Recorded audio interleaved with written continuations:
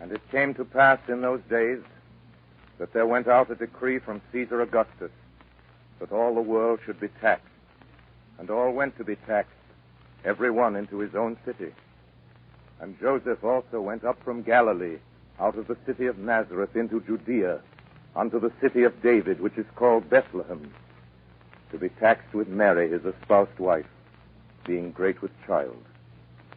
And so it was that while they were there, the days were accomplished that she should be delivered. And she brought forth her firstborn son, and wrapped him in swaddling clothes, and laid him in a manger, because there was no room for them in the inn. And there were in the same country shepherds abiding in the field, keeping watch over their flock by night. And lo, the angel of the Lord came upon them, and the glory of the Lord shone round about them, and they were sore afraid. And the angel said unto them, Fear not, for behold, I bring you good tidings of great joy, which shall be to all people.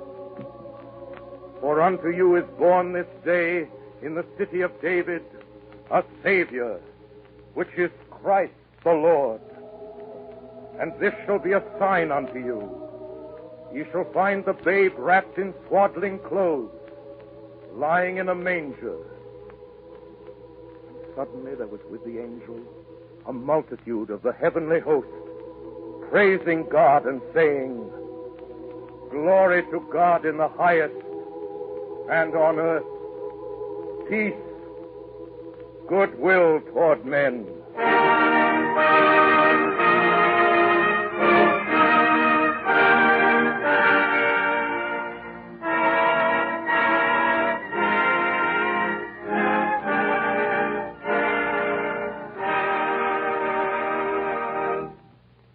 I just read you the story of the Nativity as told by St. Luke in the Bible, according to King James.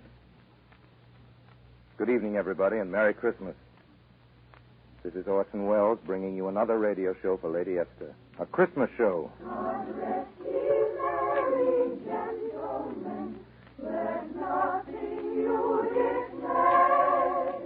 Remember Christ our Savior was born on Christmas Day. Christmas is the time for warm spirits and high feelings. The season to hang a holly wreath on your door and set up a fir tree near your heart. The season when everyone's heart beats a little faster, including the postman. And at this time of year, for 10 cents worth of mistletoe, you can kiss anybody you want to. It's the only time of the year a lot of people ever sing a song. Good King Master of the South, on the feast of Stephen, when the snow lay on the Above all, it's the time for good things, for plum puddings and Santa Claus and Dunder and Blitzen and Tom and Jerry. Here in America, our way of celebrating Christmas, like our very population, comes to us from many lands. From the old Scandinavian Druids, we've taken the mistletoe and the happiness it stands for. From the French, we've learned to sing a glad Noel. From England, we've adopted holly and the Yule log. From the old legends of Middle Europe, we've taken the Christmas tree, and the first chimneys Santa Claus ever climbed down were in Holland. We've made certain changes. American children know, for instance, that wooden shoes won't stretch while stockings will. But the changes aren't the important thing. What doesn't change is what's important about Christmas. And on this Christmas 1941, that's a good thing to remember. God rest you merry, ladies and gentlemen. Let nothing you dismay. We send you with this program the warmest greetings of Christmastide. Goodwill toward all men of goodwill throughout the world.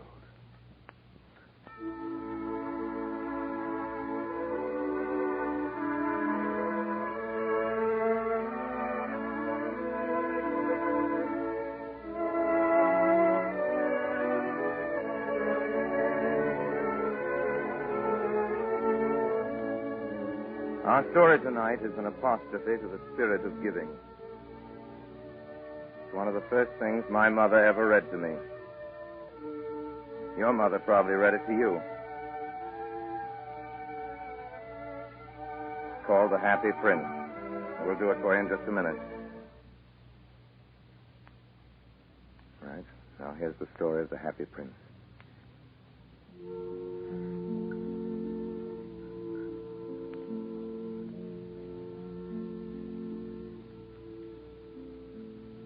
High above the city, on a tall column, stood the statue of the Happy Prince. He was gilded all over with thin leaves of fine gold. For eyes, he had 2 bright sapphires, and a large ruby glowed on his sword hilt. He was very much admired indeed. One night there flew over the city a little swallow on his way south to the pyramids in Egypt. He stopped when he saw the statue on the tall column. I will put up here for the night. This is a fine position with plenty of fresh air. I have a golden bedroom. Just as the swallow prepared to go to sleep, a large drop of water fell on him. What a curious thing. There's not a single cloud in the sky. And yet it's raining. The climate here in the north is really dreadful. Then another drop fell. What's the use of a statue if it cannot keep the rain off? I must look for a good chimney pot. But before he'd opened his wings, a third drop fell. And he looked up and saw... what did he see? The eyes of the Happy Prince were filled with tears, and tears were running down his golden cheeks. Who are you? I am the Happy Prince. Why are you weeping then? When I was alive and had a human heart, I did not know what tears were. My courtiers called me the Happy Prince, and happy indeed I was, if pleasure be happiness. Now that I am dead, I am up here so high, I can see all the ugliness and all the misery of my city. And though my heart is made of lead, yet I cannot choose but weep. What? Isn't that solid gold? The swallow said this to himself. He was too polite to make any personal remarks out loud. Far away in a little street, there is a poor house. One of the windows is open, and through it I can see a woman seated at a table. Her face is thin and worn, and she has coarse red hands, all pricked by the needle, for she is a seamstress. She is embroidering passion flowers on a satin gown for the loveliest of the Queen's maids of honor to wear at the next court ball. In a bed, in the corner of the room, her little boy is lying ill. He has a fever and is asking for oranges. His mother has nothing to give him but river water, so he is crying. Swallow, little swallow, will you not bring her the ruby out of my sword hilt?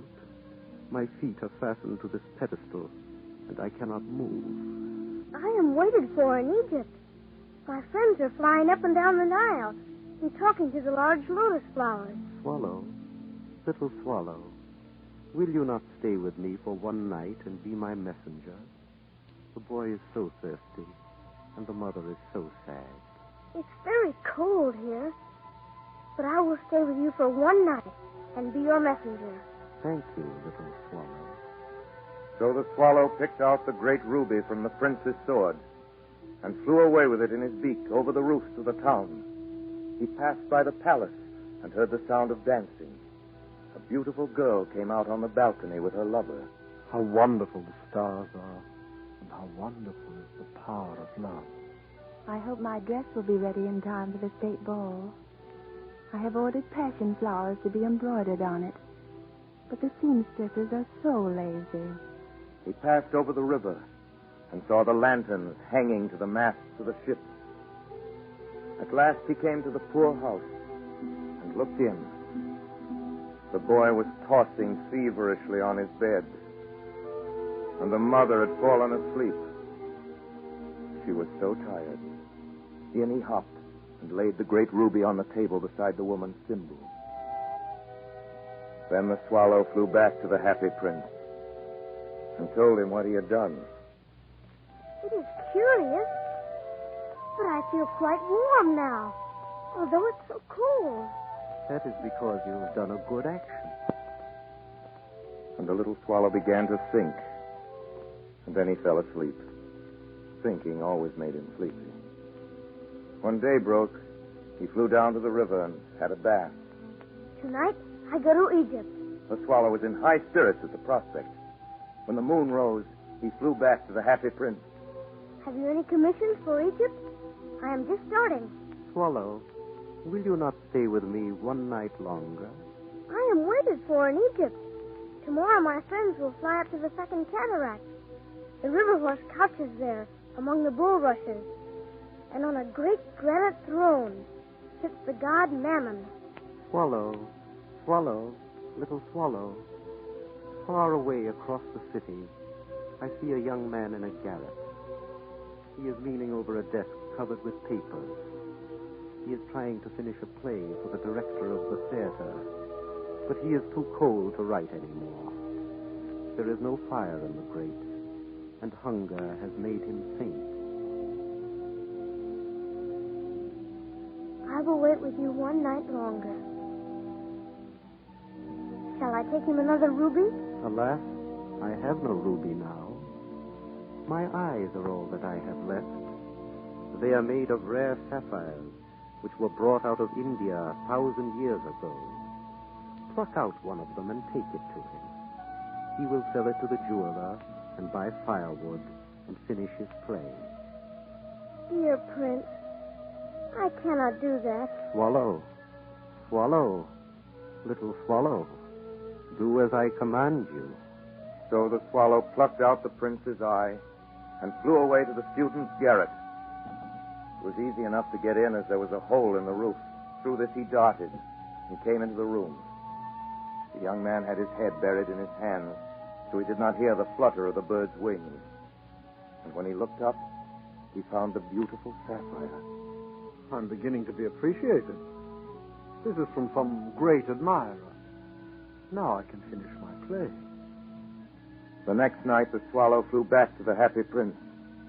I am come to bid you goodbye. Swallow, swallow, little swallow, will you not stay with me one night longer? It is winter, and the chill snow will soon be here. In Egypt, the sun is warm on the green palm trees, and the crocodiles lie in the mud and look lazily about them. My companions are building a nest in the temple of Baalbek. Dear Prince, I must leave you. But next spring I will bring you back 2 beautiful jewels in place of those you have given away. The ruby shall be redder than a red rose, and the sapphire shall be as blue as the great sea. In the square below, there stands a little match girl. She has let her matches fall in the gutter, and they are all spoiled. Her father will beat her if she does not bring home some money, and she is crying. She has no shoes or stockings, and her little head is bare. Pluck out my other eye and give it to her, so her father will not beat her. I will stay with you one night longer, but I cannot pluck out your eye. You would be quite blind then. Swallow, swallow, little swallow, do as I command you. So he plucked out the prince's other eye and darted down with it. He swooped past the match girl and slipped the jewel into the palm of her hand. Then the swallow came back to the prince. You are blind now, so I will stay with you always. No, little swallow, you must go away to Egypt. I will stay with you always. And he slept at the prince's feet.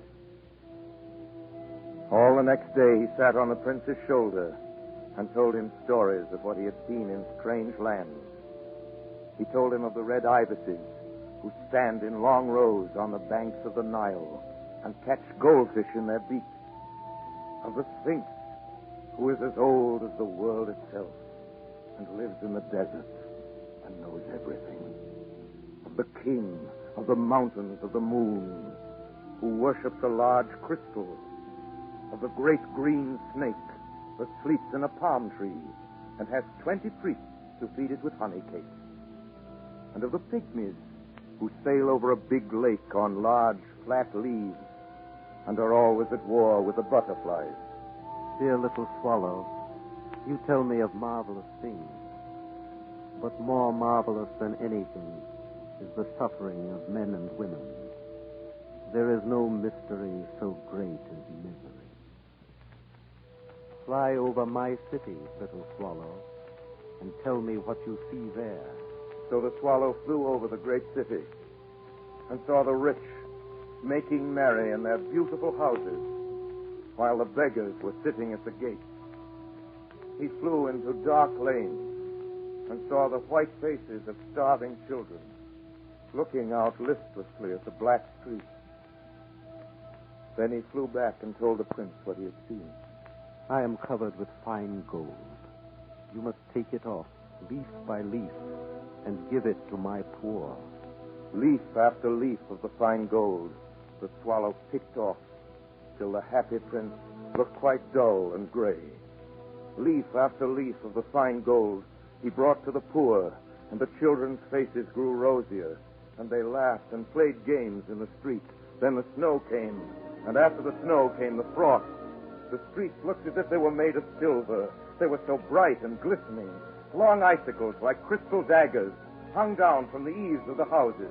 Everybody went about in furs, and the little boys wore scarlet caps and skated on the ice.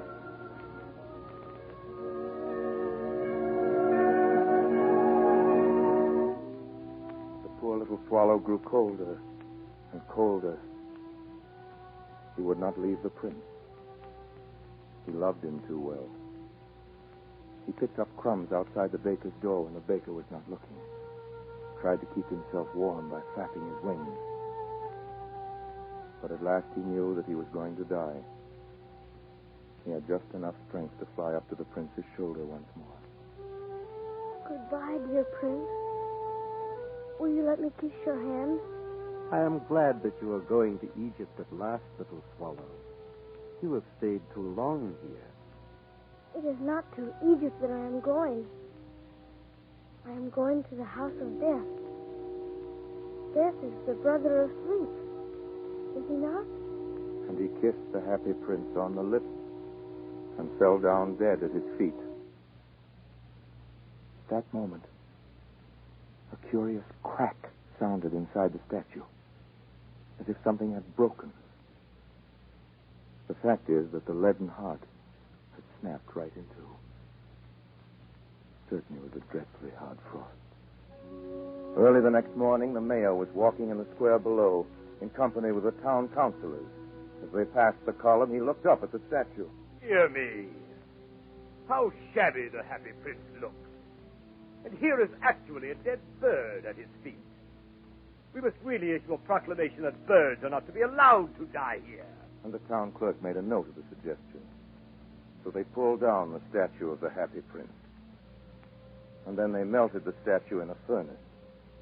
And the mayor held a meeting of the corporation to decide what was to be done with the metal. We must have another statue, of course. There shall be a statue of myself. Of myself. Of myself. Of myself. Said each of the town councilors, and they quarreled. When I last heard of them, they were quarreling still. What a strange thing. Said the overseer of the workmen at the foundry. This broken lead heart will not melt in the furnace. We must throw it away. So they threw it on a dust heap, where the dead swallow was also lying. Bring me the two most precious things in the city, said God to one of his angels. And the angel brought him the leaden heart and the dead bird. You have rightly chosen, said God. For in my garden of paradise, this little bird shall sing forevermore. And in my city of gold, the happy prince shall praise me.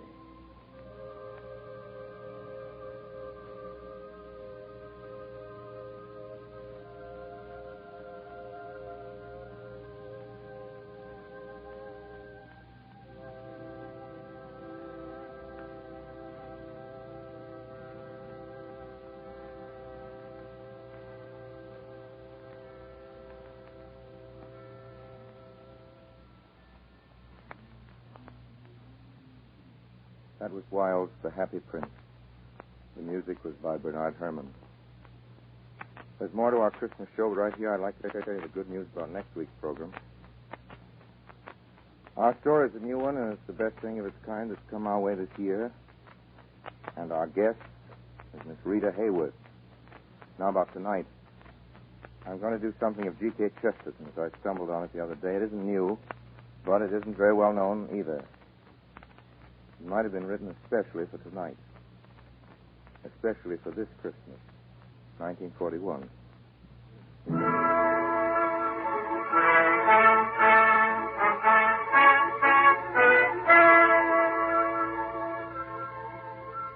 Our whole program tonight is intended to be a sort of radio Christmas card from Lady Esther and from all of us in the Mercury.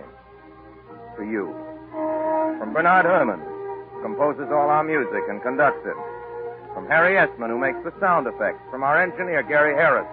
From Claire Olmsted and Jack Moss. From lots of people whose names we never mention on the radio, but without whom we wouldn't have a show. And also from those we do mention. From Ray Collins. Merry Christmas! From Agnes Moorehead. Merry Christmas. From Joseph Cotton. Merry Christmas! From Edgar Berrier, Erskine Sanford, Gus Schilling, and Tim Holt. Merry Christmas! And way out there in New York, from Paul Stewart, Alice Frost, Betty Gard, Everett Sloan, Chubby Sherman, Eustace Wyatt, and George Coulouris. Merry Christmas! And from all the Mercury people in Chicago, and from the Robert Mitchell Boy Choir.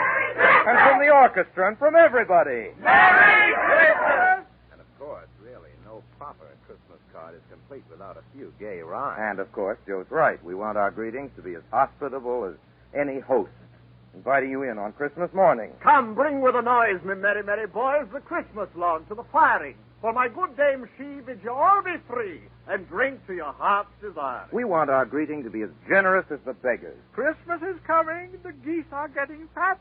Please to put a penny in the old man's hat. If you haven't got a penny, a halfpenny will do. If you haven't got a halfpenny, God bless you. We want our greeting to be as logical as the farmers. At Christmas, play and make good cheer. For Christmas comes but once a year. You know, those rhymes are really honest-to-goodness old English and American poesy. And now, because we want our greeting to be timely and very beautiful, too, here's a Chesterton poem I promised you. Passionate peace is in the sky, and in the snow is silver sealed. The beasts are perfect in the field, and men seem men so suddenly. But take 10 swords, and 10 times 10, and blow the bugle in praising men, for we are for all men under the sun, and they are against us, every one. And misers haggle, and madmen clutch, and there is peril in praising much, and we have the terrible tongues uncurled that praise the world to the sons of the world. The idle, humble hill and wood are bowed about the sacred birth, and for one little hour the earth is lazy with the love of good. But ready are you, and ready am I, if the battle blow and the guns go by, for we are for all men under the sun, and they are against us, every one. And the men that hate herd all together to pride and gold and the great white feather, and the thing is graven in star and stone, that the men who love are all alone. Hunger is hard, and time is tough. But bless the beggars and kiss the kings, for hope has broken the heart of things, and nothing was ever praised enough. But hold the shield for a sudden swing, and point the sword when you praise a thing, for we are for all men under the sun, and they are against us, every one, and meme and merchant, thane and thrall, hate us because we love them all. only till Christmas tide go by. Passionate peace is in the sky.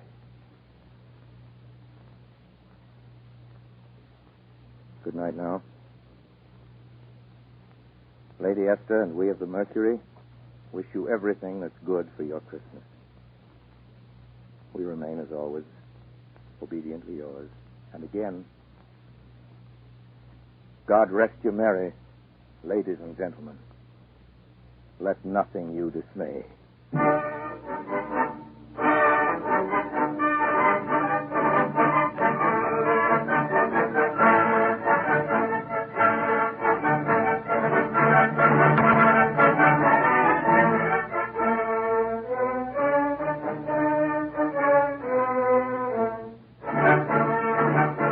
This is the Columbia Broadcasting System.